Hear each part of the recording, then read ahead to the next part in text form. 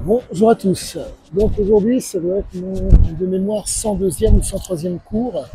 Euh, dont je cherche à vous parler avec Monsieur Charles Jussot et ses instructeurs. Et là, je dirais qu'il y a eu un espèce de comment vous dire, de niveau de quelque chose qui est arrivé. C'est très très particulier. Il s'avère que à force de pratiquer avec Charles, je dirais qu'il y a de moins en moins d'appréhension, et encore je mets un bémol, mais il faut comprendre que la force de l'approche de Charles, de dire la méthode, c'est que il y a des systématismes, il y a des habitudes, il y a une routine et il y a un rythme. Ce qui fait qu'on se retrouve avec une méthode qui est d'une intelligence qui est énorme. Je suis extrêmement content parce que euh, quand je fais le parallèle avec Siziazike, je vois réellement la force des mots, et encore le peu de mots que dit Charles, parce que Charles est un homme d'action, donc il expose les autres, si je puis dire, à une certaine violence, qui fait que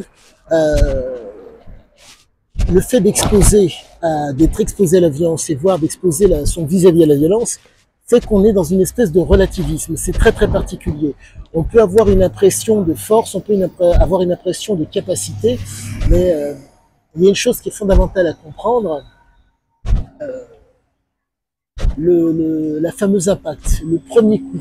On ne peut envisager de pratiquer cet art que si on s'impose, si je puis dire, cette violence. Et c'est d'une telle beauté, d'une telle intelligence que c'est vraiment, comment vous dire, euh, c'est déstabilisant.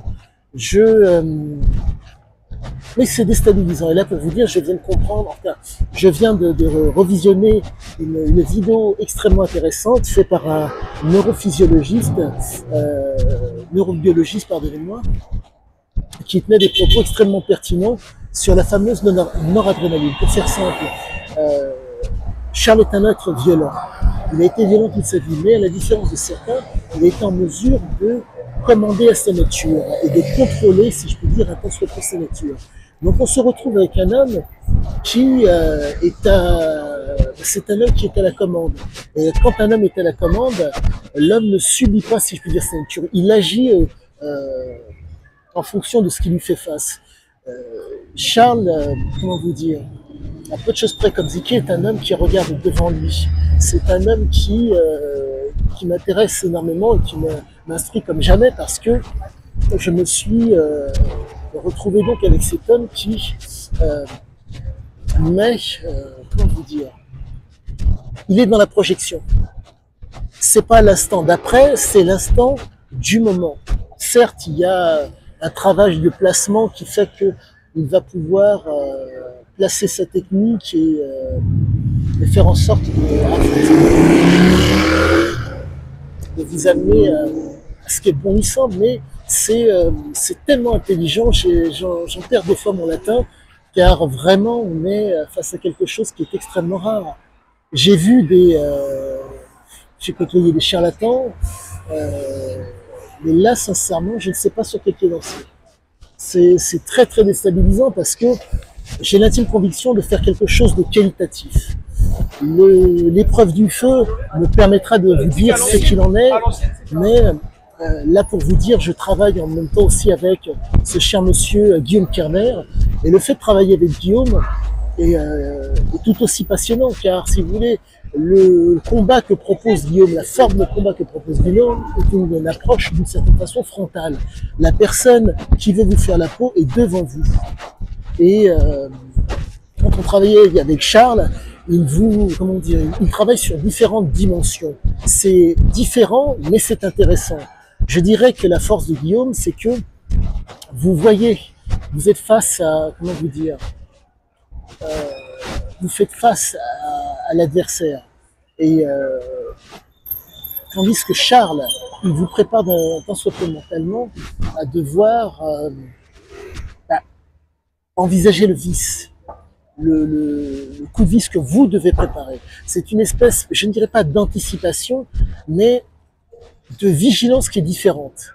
Mais d'un côté, vous avez pardonnez-moi, pour Guillaume Kerner, une approche physique, un placement technique qui fait qu'il y a une puissance qui va être dégagée extrêmement rapidement, et si je puis dire, de façon à dire académique, j'irais même jusqu'à dire anatomique, quelque chose de correct par rapport au code de l'art pratiqué. Mais de l'autre côté, vous avez Charles Jousseau. Et Charles Jousseau, c'est le vice. C'est aussi extrêmement anatomique. Mais au-delà de l'anatomique, c'est le vice. C'est vraiment démolir le mec ou la personne, qu'il soit de face ou pas. Et quoi qu'il en soit, je ne peux dire qu'une seule chose, chapeau bas, car vraiment, il m'est arrivé de rencontrer, bon, je me répète, des gens qui n'avaient pas grand-chose à vous apprendre, mais là, je ne sais quasiment plus sur quel pied danser. Chapeau, chapeau, chapeau, chapeau. Et je ne dirais qu'une seule chose, allez-y. C'est, je me reprends, c'est le côté frontal de son art. Donc vous avez un côté, je ne sais pas, c'est la problématique, c'est que Charles vous donne un travail qui est tellement qualitatif,